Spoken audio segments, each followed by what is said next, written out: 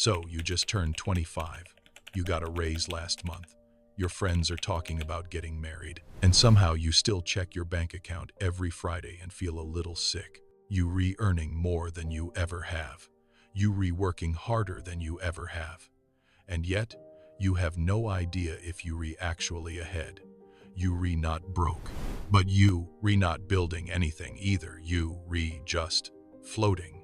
If that hits a little too close to home, this video is going to fix it. My name is Jesse, and I spend way too much time thinking about why most people quietly waste their 20s financially. If you're someone who feels behind on money, but can't figure out what you're actually supposed to be doing right now, make sure to hit the subscribe button and give this video a thumbs up if this helps you out. Here's the thing. Almost everything you've been told about money in your 20s is wrong. You've been told to enjoy your youth. You've been told you have plenty of time. You've been told to focus on your career first. And every single one of those statements is being used to keep you broke, not on purpose. But the result is the same. Look, I'm not going to tell you to stop having a life. I'm telling you that the decade between 20 and 30 isn't a warm-up. It's the most financially powerful period you will ever have, and almost nobody uses it that way. Here's a number that should genuinely make you uncomfortable. According to research from the National Bureau of Economic Research, $1 invested at age 22 becomes roughly $10 by age 62 at average market returns. $1 invested at 32, about $5. Same dollar, half the result. 10 years cost you 50% of your future wealth. Now, you might be thinking, okay, Jesse, but I don't have extra dollars right now. I hear you. We'll get to that. Because what most people don't realize is this isn't about how much you have. It's about which milestones you hit and in what order. There are exactly 7 of them. Miss them, you spend your 30s cleaning up. Hit them, your 30s become the decade you start building real wealth. Milestone 1. Save your first $1,000 in cash. I know. $1,000 sounds laughable when people are out here talking about 6-figure portfolios. But here's what most people don't realize. The first $1,000 saved is the hardest money you will ever save in your entire life. Because at $0, every small emergency wipes you out. Flat tire, gone. Vet bill, gone. Birthday gift, gone. You not saving. You delaying spending. A 2024 Bankrate survey found that 59% of Americans can't cover a $1,000 emergency from savings. 59%. That's not a money problem. That's a starting line problem. Get to $1,000 saved and you've already done something most adults never do. Milestone 2. Kill all consumer debt. I'm talking credit cards, buy now, pay later, and personal loans for things you couldn't actually afford. Gone before 30. Here's a relatable analogy. Consumer debt is like trying to fill a bucket with a hole in the bottom. You can pour money in all day. It just leaks out as interest. The average American carries around $6,000 in credit card debt at 23% interest. That's roughly $1,400 a year in interest alone. $1,400 that builds nothing. Look, your 20s are the easiest decade to be debt-free. Fewer obligations, fewer dependents, fewer excuses. Every year you wait, this gets harder. Milestone 3. Build a real emergency fund. 3 months of expenses. Not $1,000, not rainy day. 3 full months of your real living costs sitting in a high-yield savings account. If your rent, food, transport, and bills come to $1,500 a month, your target is $4,500.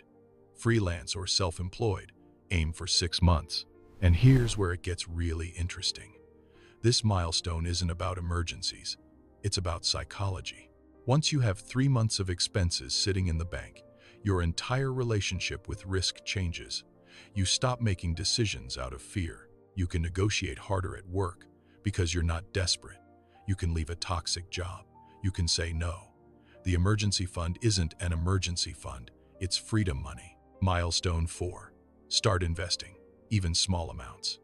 The moment your emergency fund is full, Your next dollar goes to investing. Not next month. Not when you have more. Now. And I know what you're thinking. I don't know anything about investing. You don't need to. Open a brokerage account, buy a low-cost total market index fund or an S&P 500 fund, set up an automatic transfer. $50 a month if that's all you can do. The amount matters less than the habit.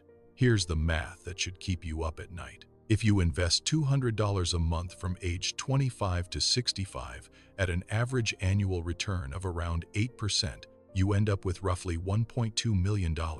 If you start at 35 instead, around $490,000. Same monthly contribution.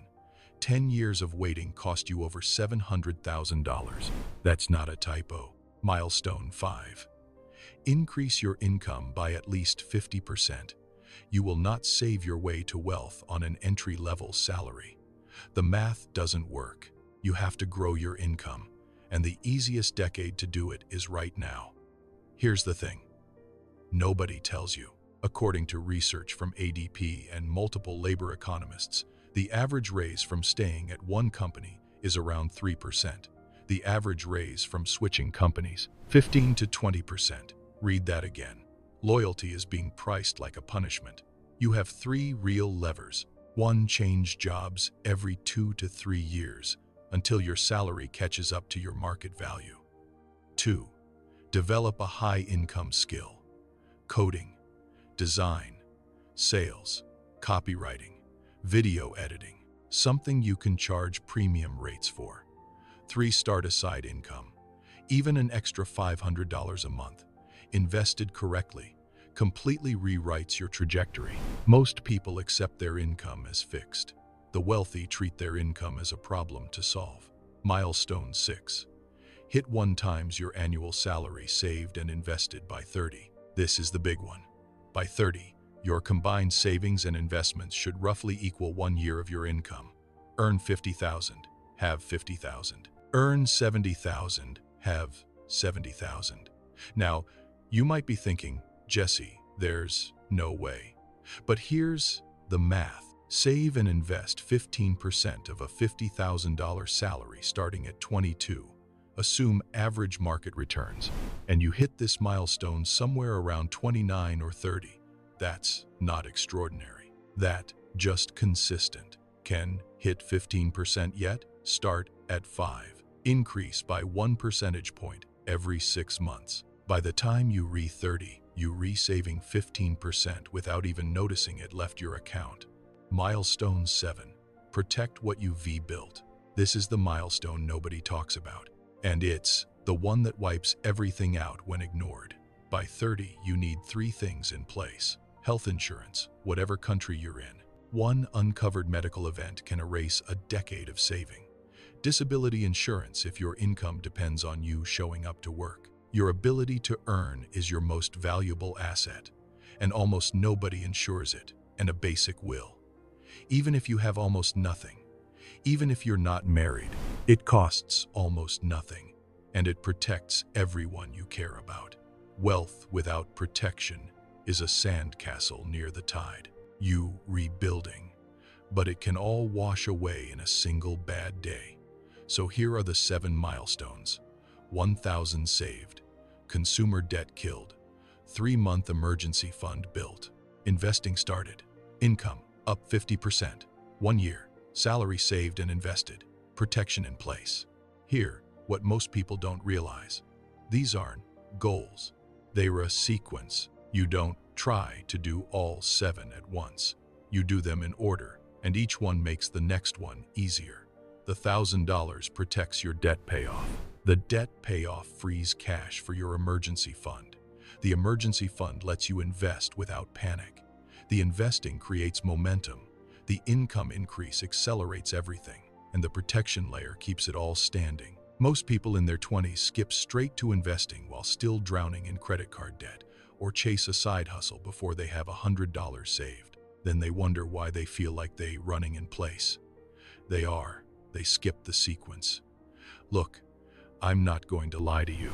Hitting all 7 before 30 is hard. Some of you watching are 28 already. That's Fine. The point isn't perfection. The point is that every single milestone you hit, in order, makes the rest of your life dramatically easier. And every milestone you skip silently raises the cost of your future. Here's what nobody told me when I was 22. The decisions you make in your 20s compound for the next 40 years, not the big flashy ones, the small consistent ones, the $50 automatic transfer, the credit card you cut up, the job you negotiated, the index fund you opened on a Tuesday night. Your 20s aren't a rehearsal. They re the foundation. Build it right. So here's what I want you to do tonight. Look at the 7 milestones. Find the lowest numbered one you haven't hit yet. That's your milestone. Start there this week.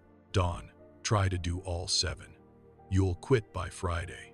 Just take one real action on the one you haven't hit. Drop a comment below telling me which milestone you are starting on. I read every single one.